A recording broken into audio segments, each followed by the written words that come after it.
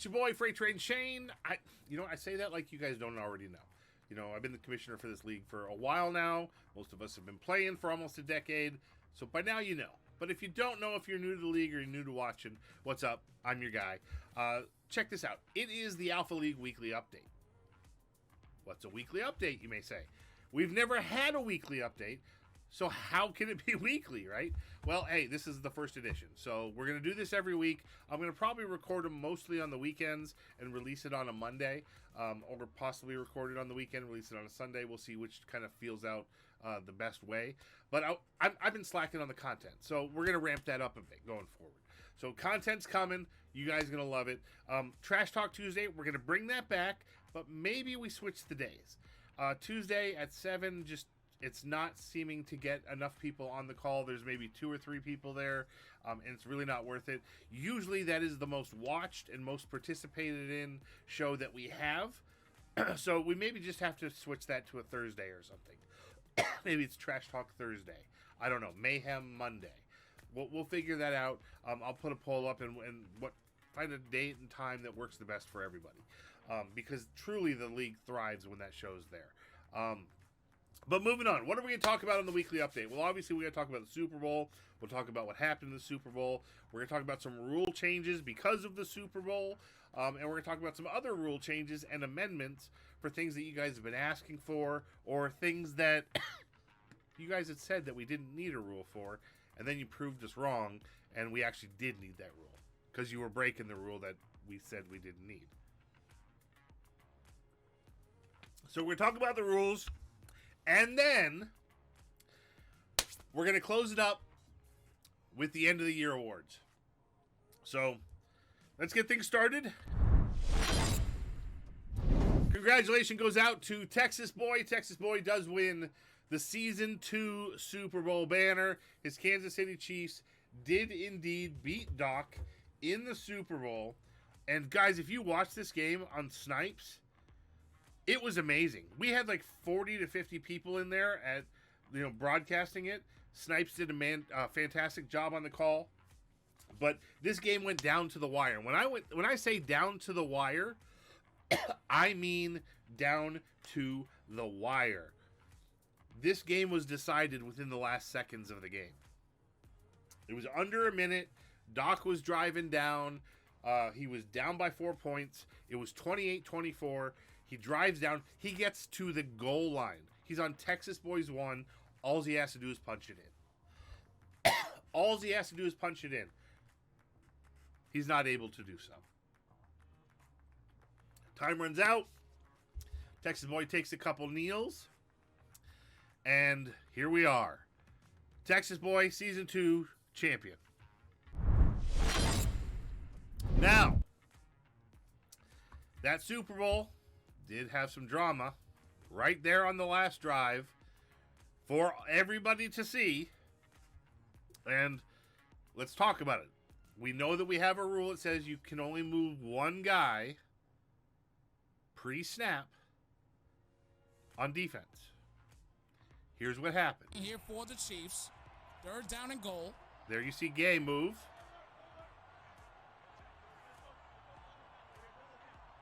Oh, that's movement number 2. And then Jesse Bates is moving. That's 3 guys. Wilson back. Outright, look at him getting sacked. And then down. D-line completely blows up the quarterback, causing a farther back drop back. Now watch this again. Now all right, so look. I've watched this video a ton of times. I will tell you, in my personal opinion, I don't think that Tex was purposely trying to break a rule. He obviously broke a rule. So the fact that he wasn't purposely trying to doesn't really matter. But I believe that if you're in a Super Bowl and it's game on the line, on the 1-yard line, you're nervous as hell. Your palms are sweating. Your heart is pounding. The adrenaline is rushing. You've got 40 people tuned in to Snipes, who's doing a live broadcast. The pressure is on you. And I think he cracked a little bit. I think he cracked. I think he looked at the play as like, oh, I'm moving this guy. Oh, what did I do? I got to get here. I think he cracked. That doesn't change anything. Now, the guys he moved all dropped into coverage. None of them were right up on the line, so there was definitely no like awareness glitch or something. If you actually watch the D-line as they're going through this, you will see that. Let me see if I can pull it up Here again. for the Chiefs. 3rd down and goal. Maybe I can turn off that volume. All right, so as you're watching this, you can actually see that the guys on the O-line block everyone they're supposed to. They're playing the exact correct guys. The problem that I have with this is because it's his 3rd guy that he's moving, he brings Jesse Bates up. And if Jesse Bates had been left alone, if he had only used the first guy he moved, he'd be on the left-hand side and not come up into the gap to cover the angle route from Chris Carson. If he stayed on Gay, he'd be over to the left side, covering that left side receiver, which I think is Lockett. If he stayed with Gill, he'd be covering the tight end, possibly covering the halfback, but he didn't. And Bates would drop back because he's in a deep blue. But what ends up happening is he stays underneath and ends up taking more people away than probably what should have been taken away because he moved multiple people. If he had stayed on the other 2, I believe Doc scores on that touchdown. So I think Doc has a legitimate gripe to be upset. I don't think necessarily that Tex was plotting on doing that, if that makes any sense. But you guys can feel however you want. So there is a little bit of controversy with the Super Bowl. What does that mean? Well, the fact is, it's the playoffs. It's the Super Bowl. Game is on the line. Texas boy broke a rule. Texas boy not only broke a rule, he broke a rule in a crucial part of the game. That is a game-deciding play. All right? Now, there was another play after it. Doesn't matter. Still broke the rule, game-deciding play. And that's got to be punished. And we're not sweeping it under the rug. Look, if you screw up in a Super Bowl, things are going to happen. If you screw up in the playoffs, you break rules in the playoffs, things are going to happen. So, changes to the rules. First off, if you break a rule in the playoffs or the Super Bowl, at any time, the commissioner, myself, and the admin team, we reserve the right to impose penalties. Now, these penalties will be a minimum of 2 games suspended the following season, plus we're going to take all of your guys with abilities, throw them in a randomizer, and one of them is being knocked down to star. So you're losing a player with abilities. Lastly, you're going to forfeit your autographed jersey prize. I'm spending anywhere between $150 $200 of these on these jerseys for every season. God knows we spent a lot. Doc's last one, he won for season 1 for Sean Alexander, took me a month to find. So, you know, it wasn't cheap. That said, if you break a rule significantly in the Super Bowl, we reserve the right to do all of this. So, Tex is going to get his jersey. We're going to give him a jersey because that, like I said, I don't know. I don't think it was done on purpose. I don't think there was any malice on it. Obviously, he raged in the chat later. But that's Tex. Anybody that knows Tex, that's just who he talks shit, and he's gonna do whatever he is. But I don't think he does. He doesn't do things like that on purpose. I've known Tex a long time. He's not one of those guys. He'll talk and act like he's one of those guys, but he's not really one of those guys. So what's gonna happen? Tex is suspended for 2 games. He will lose abilities on one of his players. It's going to be his linebacker, Gay. We've already knocked him down to star. That guy has no more abilities.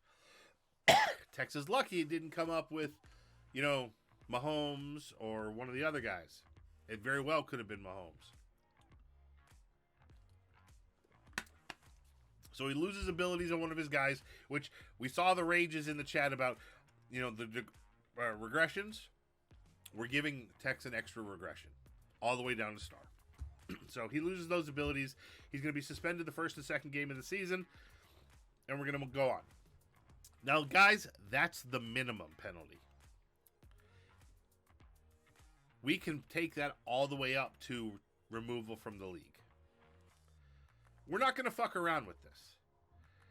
People do not play entire seasons to get fucked in the Super Bowl or in another playoff game because somebody feels it's time to break a rule. Somebody feels like, oh, you know what, I'll get away with this one. What are they going to do? Suspend me? What are they going to do? You know, because I've got another...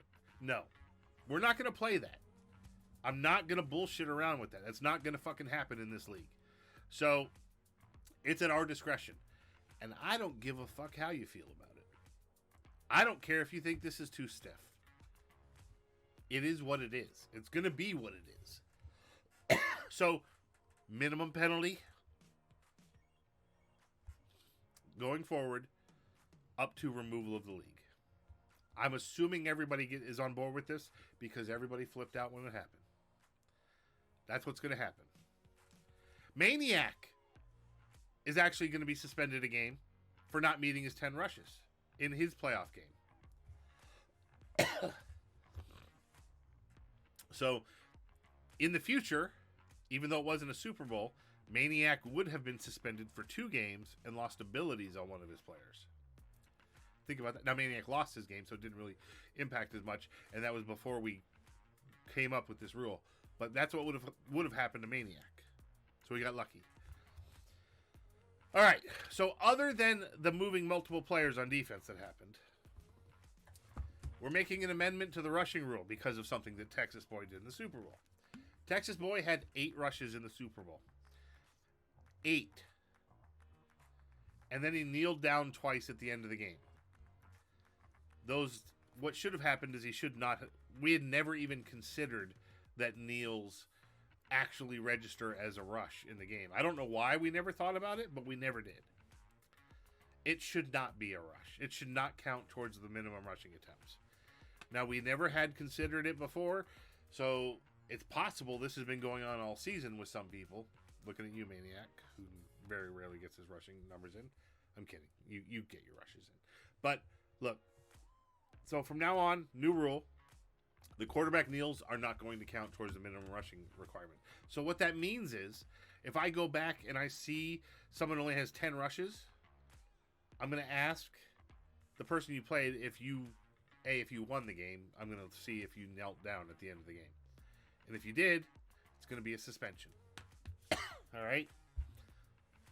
Think we're all clear? Minimum rushing 10 times. Halfback has to be at least 7 of those. Means you can have 3 quarterback scrambles. You cannot have a kneel down. Kneel downs don't count. Other rule. 2 clock rule. We got a couple guys that are ridiculously slow.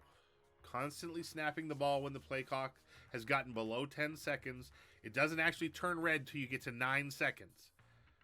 When it turns red, you're going to be considered manually chewing clock. All right, a few times a game, sure, that happens. So what we're going to say is, if you're calling your plays under 9 seconds or less, 5 times in a game, we're going to call that manually chewing clock. The penalty is going to be at our discretion. Maybe we make a randomizer of penalties, like suspension 1 game, suspension 2 games, removal of abilities from a player. I don't know. I'm just spitting those out. That's not a real thing yet. I imagine one of the admins will talk to me after they watch this video. But that's just my thinking. Maybe we make it a wheel of risk. Throw it to the risk wheel. What's the punishment wheel? What do we get? However, because some of you guys are just slow in making your adjustments and you need a little bit more time, we're going to consider changing the Excel clock from 20 seconds to 25 seconds. It would give you about 5 more seconds to make your reads, make your changes, make your adjustments. I'll throw up a poll if you think that you need that extra 5 seconds. I'm okay with that. It may add a little bit of time to the normal game flow, but not a ton. So if that's something that you guys want to do, I'm cool with that. Watch for a poll by the time that you see this video. It'll be up there. All right, so that's 2 clock rule. Drop back rule. Hallelujah. I can't tell you, but over 2/3 of the league have been bugging us about this drop back rule. And I'm not gonna lie. At the beginning of the season, Watts, Rack, and we actually came up with the drop back rule. For some reason, we just didn't go with it. I don't know why we didn't post it, why we didn't do it. I think we just dropped the ball. I think we forgot. So what's the drop back rule? Well, if your quarterback drops back more than 12 yards from the line of scrimmage one time in a game, we have no issues with that. That's going to happen. It's going to instinctively happen. 12 yards is a big drop back, though. All right? If your quarterback drops back more than 12 times twice in a game, we're going to give you a warning. If your opponent lets us know, we go through, watch the video, see it does happen, we're going to give you a warning. Say, hey, watch your drop backs. They are ridiculous. Just be careful. If you do it 3 or more times in a game, you're breaking the rule. And we're going to bench your quarterback the following 2 games. No argument, no questions asked. That's what's your punishment. Your quarterback sits for the next 2 games. Now, it's 12 yards from the line of scrimmage. 12 yards from where the ball is snapped. Not 12 yards from where the quarterback lines up.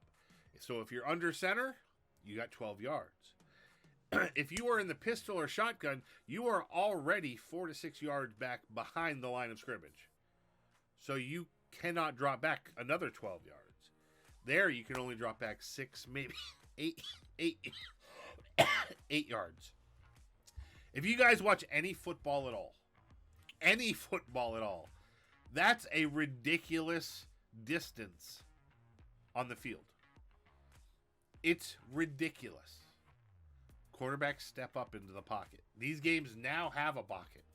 We didn't used to have a drop back rule because Madden didn't create pockets. It was just a flat line, whatever. We don't have that now. So, if you are scrambling to get away from an imminent pass rush, we're going to give you a little flexibility on this, all right? But what we've been seeing is people dropping back like 19 yards, 20 yards. There was one guy dropped back almost 30. It's not going to happen. So get your drop backs under control. Next, Playmaker, it's banned. There's only a few people that use it. It is always used the exact same way. You're drifting out to the sideline. You get there. People are in zone. You Playmaker the guy up, and nobody reacts. You guys wide open. That's the only time Playmaker gets used. So we're going to follow a lot of the other sim leagues that are out there. Most of them banned Playmaker long ago. We're kind of late on this one. So we're going to ban it. Now, we're going to ban it, and the punishment is going to be what we used in the Survivor Series. So if you break the rule, that means it's an immediate loss of possession. You've got to punt. So if you activate Playmaker, you throw a pass, you got to punt the ball away the next possession. Your opponent should tell you, hey, you use Playmaker, punt the ball, you lose possession. It's not that stiff of a penalty. You just lose possession. If you happen to score by using Playmaker, well, then the ensuing play, you're going to let your opponent score and get those points back, and then you punt it back to them. So you're losing the points that you scored plus a possession. The end result is the same thing. You're losing a possession, and there's no change in the score. Now, there's going to be a few of you that still call Playmaker by accident. It's going to happen. It happened in the Survivor Series. If you do, either take the sack or scramble. If you don't throw the ball and you run out of bounds, you scramble for yards, or you take a sack, no penalty is going to be imposed. All right? So, Playmaker, it's history. This last one, I don't think we actually needed a rule for, but a lot of people have been asking about it lately. So, what's the salary cap rule? Well, we've already got rules for the manipulation of the salary cap by dropping and re-signing players. It will result in the immediate removal from the league. So, do not do that. If you inadvertently cut somebody in error, all you got to do is notify us. Say, hey, I was going through and I cut my guy that I thought was somebody else. Can I re-sign them? What's going to end up happening is we're going to say probably, yeah, go ahead and re-sign them. We're going to jump on our My Madden page or Neon Sports or whatever service we're happening to be using at that time, and we're going to see what his old contract was, and we're going to edit it back so you get him back. You can't just do it to manipulate. All right? Also, you have to be below the salary cap at all times during the regular season. That means you have to have positive cap space. If you go into negative cap space, you have to take the actions to get underneath the cap. And that may mean that you have to drop some of the players that you don't want to get rid of. You may have to drop some elite guys or somebody that you traded for that doesn't have a guarantee bonus to get under the cap. If you are negative salary cap, you're going to be suspended and get forced losses until you fix it. All right? If you refuse to fix it and you throw a big hissy fit, hasta la bye-bye. We got a big wait list. We'll replace you. If you aren't that good with the salary cap, which is okay, a lot of people aren't, and you need help getting under the cap, reach out to the admins, reach out to me. We'll go through the screens, the salary cap screen with you, and we will help you get under the cap. We'll give you some options, say here's what we would do, and get you there. All right? Again, it might not be the way that you want to do it, but if it's the only way to get you there, we're going to get you there. We're going to do it when we give you help, we're looking for the least impact to your team. All right? So we're looking for scrubs, low overalls, higher contracts, things like that, where we might be able to save you some money to get underneath the cap. We're not trying to hurt your team. We will try to help you. But if you need help, ask. Don't throw a fit. Just do it. Also, with the salary cap rule, a lot of people, we kind of let this slide this season, but not anymore. You've got to have 53 people on your roster. So I'm going to be checking it every week, just like I do the rushing, to make sure you've got 53 people on your roster. If you don't have 53 people, you're going to be given a week to sign that and fill it. Otherwise, game suspension. So make sure that happens, all right? Make sure you've got enough cap to field a full team. Make sure your cap is positive. Make sure you're not dropping back while using Playmaker or chewing clock in the Super Bowl where you're not getting enough rushes. Don't do any of that shit, all right? Are we cool with that? You know what? I don't care if you're cool with that. These are the rule changes. So that's what's going to happen. So, now that we have our rule changes, do you know what it's time for? Now that we have them, it's time for the fun, good shit. It is time for the League End Awards. Now, the year-end rewards were originally put together by my boy Deathwish. Deathwish is no longer in our leagues, but he put these together back when we had a forum. It was a little bit different format because you had picture posted and descriptions and whatnot. So I'm ridiculously stealing this from Deathwish. But I want to make sure that I'm giving him credit every single time that I do because it's fantastic and I think that everybody loves these. So, Deathwish, appreciate you. But here's our awards for today, for this year. Also on these awards, once we go through these, if you have an idea for another award, let us know. We'll start incorporating it because it's always cool to add awards. So starting off with the Laser Rocket Arm Award, this award is given to the guy with the most passing yards during the regular season. Not a surprise here. It goes to Aaron Rodgers and Maniac. Aaron Rodgers threw for 6,549 yards in a season. Congratulations, Maniac, on the Laser Rocket Arm Award. In related news, Aaron Rodgers regressed. He's no longer got all of his abilities, I don't think. Maybe he went to Star, but he dropped abilities, and he was traded to the Indianapolis Colts. So Bloom King is now the proud owner of a laser rocket-armed Aaron Rodgers. Congratulations, Maniac. The next award is the Heave and Hope Award. This one also goes to Maniac. This award is given to the guy with the most passing touchdowns during the regular season. Once again, Aaron Rodgers threw for an amazing 68 touchdowns during the regular season. Maniac does like to light it up, and it's no surprise to see him throwing 68 touchdowns. So congratulations, Maniac, once again.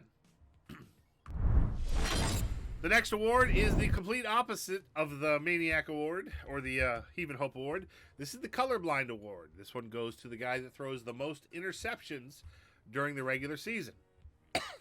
There were 3 of us that threw 63 interceptions on the season. I am ashamed to say that I am among one of these award winners. And my 2 fellow awardees are Giants fan and DeBus. All of us need to get together and actually learn how to read a defense. So congratulations to us. We suck at throwing the ball. Who doesn't suck at throwing the ball? Well, no surprise, it's Maniac. And this one is the Discount Double Check Award. This one's given to the guy with the best passer rating during the regular season. You have to have a minimum of 200 attempts to qualify for this award. And this goes against 2 Maniacs, Aaron Rodgers, who had an amazing 133.1 rating on the season. So Maniac has basically cleaned up the passing awards this season with the Laser Rocket Arm, the Heave and Hope, and the Discount Double Check Award. That's an amazing season from Aaron Rodgers. Good job, Maniac. The next award is the Human Tackling Dummy. This guy goes to the one that was given or taken the most sacks during the regular season. And A-Force, who is no longer with us. Oh, look at that. It says Alpha Kings. I got to fix that. I didn't realize it still said Alpha Kings on the dummy. I got to change that to Alpha. Anyway, I do like that logo.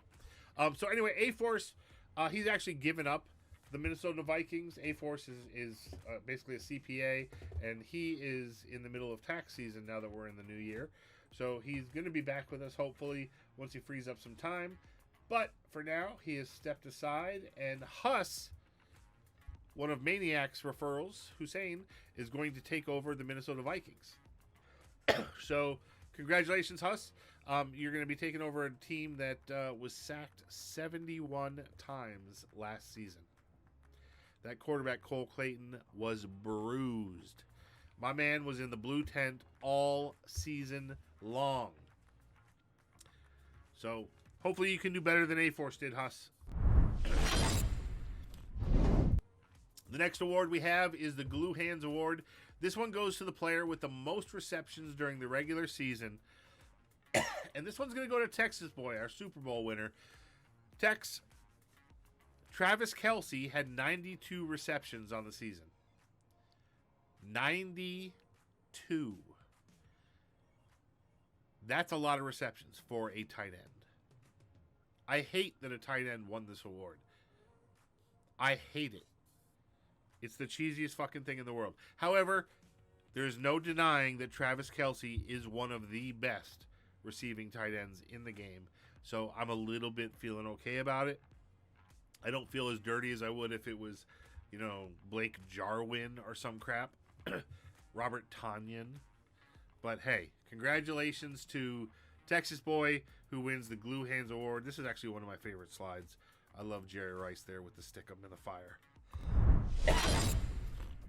Next award is the Flipper Anderson Award. This one is going to myself. I should make my award fit into the screen there, shouldn't I? There we go. Got to see that whole name. So the Flipper Anderson Award goes to the guy with the most receiving yards in the regular season. That went to Jalen Waddle, who had 2,125 yards on the season. Jalen Waddle was an absolute monster in Miami. Somehow we still threw 63 interceptions, whatever it was. It was too many. So congratulations to me for at least doing one thing right. Up next goes to the Randy Moss Award. The Randy Moss Award is awarded to the player with the most touchdown catches during the regular season. And that, another passing award, goes to Maniac and his tight end, Robert Tonyan, who had 25 touchdowns. Robert Tonyan should not be catching 25 touchdowns. But he did. So congratulations, Maniac. Your tight end and your quarterback are killing it. The next award we're looking at here, Jim Brown Award. This one goes to the most rushing yards during the regular season. Again, I love this slide because Jim Brown looks like a freaking monster. No surprise here, though. Stokes rushes the ball better than anyone I've ever seen. And Nick Chubb put up 2,174 yards for him this season. So congratulations, Stokes. Nick Chubb is winning the Jim Brown Award. I have a feeling we're going to see Nick Chubb on a couple other rushing awards. Oh, and look at that. It's ladainian Tomlinson. This award is given to the player with the most rushing touchdowns in the regular season. Not a surprise. Nick Chubb wins this one as well. 36 rushing touchdowns on the season.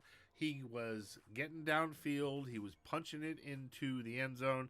And anyone that has ever played with Nick Chubb knows that Nick Chubb is a block shed monster. So congratulations, Stokes. Congratulations, Mr. Chubb.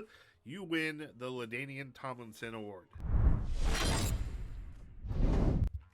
Coming up next is the Ernest Biner Award. Now, this is not a good award to receive.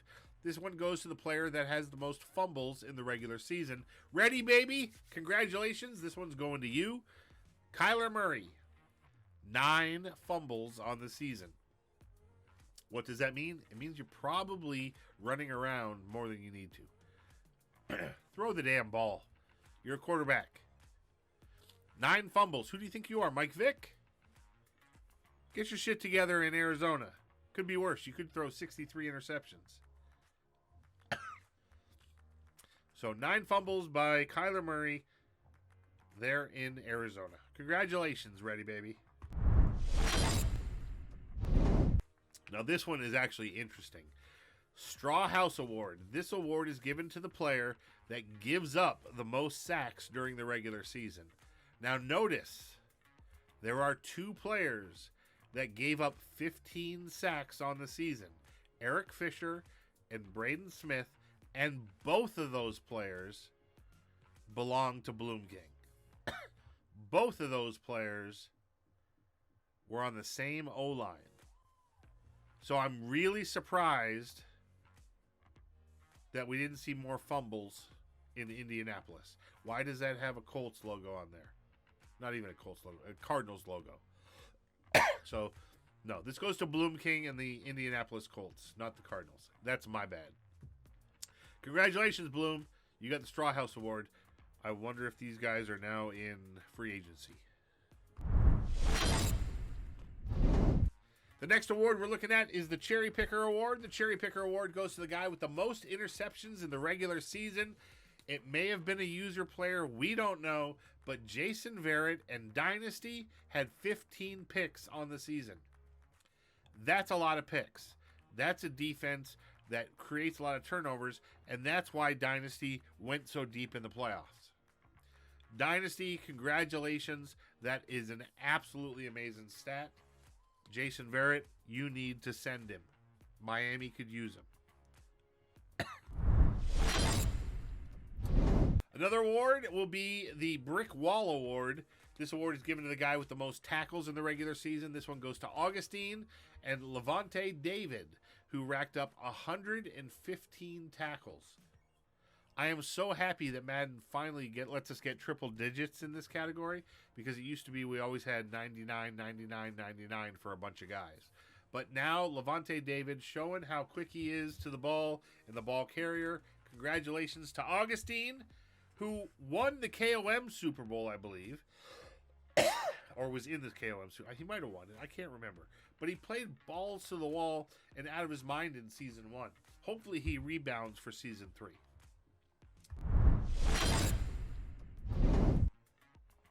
Another defensive award goes to Dynasty. This is the Michael Strahan Award. It is awarded to the player with the most sacks in a season. And Junior Berry racked up an incredible 32 sacks. 3-2. That is crazy. Send him. I need him. Junior Barry is murdering people on the dance floor. Every single snap. 32 sacks. That's almost 2 sacks a game now. That's craziness to me.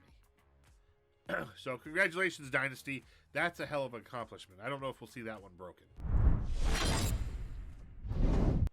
The next award, this one goes to, it's the David Akers Award, and it's given to the guy with the most field goals in the regular season. It's going to go to Young Watts and Jake Elliott. And look at this. It is a Eagles, basically, concept award, which is why we have the Eagles concept, or colors. And Watts, turns out, he is the Eagles. So it's going back home, baby. Jake Elliott, 28 field goals. Watts, congratulations. Hopefully your offense is more than that. The next one, another field goal award. This one is the heatseeker award, and this one is given to the guy with the most field goal, or the best field goal percentage during the regular season, not the refular season. Jesus Christ, Shane, what are you doing with these awards? That's got to be fixed. I demand to speak to the manager. Anyway, Orion, congratulations. Will Lutz hit 100% of his field goals. I think he was 21 for 21 or 28 for 28. Every single attempt that you made, he put it through the uprights. And no, that is not a misspelling. Will only has one L. I had to check a lot. Congratulations, Orion. It is the All Safe Award. This one goes to the team with the least amount of turnovers. Evans with the San Francisco 49ers only gave it up 23 times. If you break that down, it's 5 fumbles, 18 interceptions. That's pretty damn good. That's playing pretty damn safe. I'm not going to lie. So congratulations, Evans. You have the All Safe Award. Put it up on a wall. Show your parents. Maybe podcast about it. Maybe you can do a TikTok. I don't know. But congratulations. You are the All Safe guy. You're like a brand muffin. Next up, the non-brand muffin is the Robert Kraft's Rub and Tug Award. This one goes to the player who gives it up the most during the regular season. So the most turnovers in a season. Yours truly. Obviously, I am the league slut. Giving it away 74 fucking... This one hurts. This hurts me. It hurts me. But we had 66 interceptions, 8 fumbles. What's interesting is it says 66 interceptions, but if you look at the game, I only threw 63. So I don't know what's up with that, but whatever. I gave it up 74 times. That's why I did not make the playoffs this season. So I will take the Rob Kraft's Rub and Tug and get a happy ending. Woman! What are you doing? I'm going to need you. All right, the next award goes to Ford. Now, it really shouldn't go to Ford because Ford took over this team, and I don't think he's played a game. But it is the All-Criminal Team Award. This one goes to the most penalized team during the regular season. They had 53 penalties, these Dallas Cowboys. Doesn't shock anybody that the Dallas Cowboys had 53 penalties. Like, literally, there's not a person on the planet that is like, oh, yeah, that's surprising. But no, it should go to Expert, who was the old owner, but we're going to give it to Ford because he's the new guy, and we're going to say he deserves an award. So, congratulations, Ford. You are a criminal, along with the rest of your team. You often ask yourself who sucks the worst, right? Well, this is the CFL award. It goes to the team that sucks the most, given the team with the worst record in the league. There's 2 of them. One of them is not fair at all. We're giving it to Giants fan, and we're going to give it to Steelos, even though Steelos didn't play a game. It actually should go to Bino, who's the former Steelers owner. But Steelos, we're just going to throw you on here to get you fired up a little bit. But the Steelers and the Rams went 2-15. They were the worst teams in the league last season. Steely here, is a Steelers fan. So hopefully he can turn things around in Steel City and do better than 2-15, because that's just embarrassing to everybody. Giants fan, you're better than that.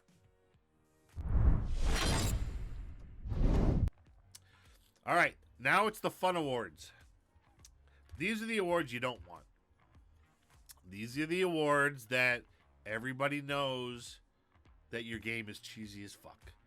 So we're going to start off with the Cheese Ball Award. Goes to the player in the league whose tight end led their team in receptions, and there was the greatest discrepancy between the tight end and the wide receiver.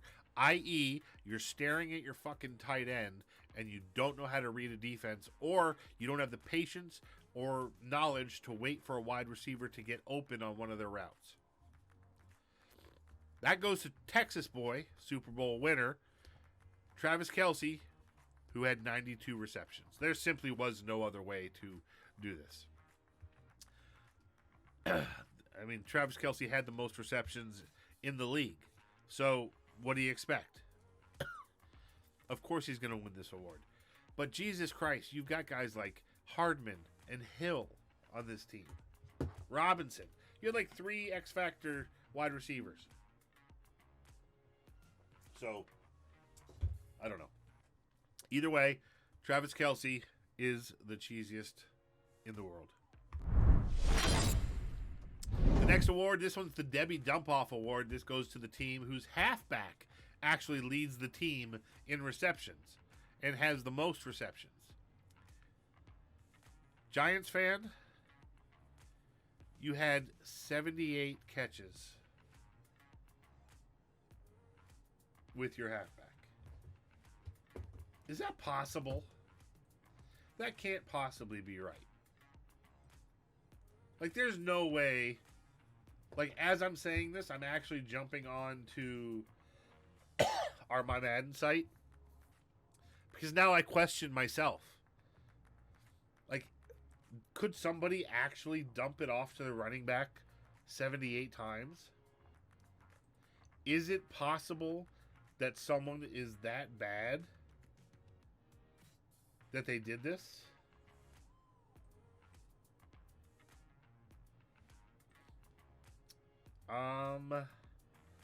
Cam Akers. Son of a bitch. All right, congratulations, Giants fan. I don't know how that happened. Don't know how that happened, my friend, but Debbie Dump-Off is your award. I hope you get a Swiss roll. And then everyone's favorite award, this is the Cheese Dick Award. It goes to the halfback leading in receptions. The tight end is second on the team in receptions. So your halfback has to be your top most in receptions. Your tight end has to be next. And there were 2 guys that this happens to. Obviously, Giants fan is getting this award after getting the Debbie Dump-Off Award. His tight end was second with 62 receptions. And you'll notice he had 69 receptions with his halfback.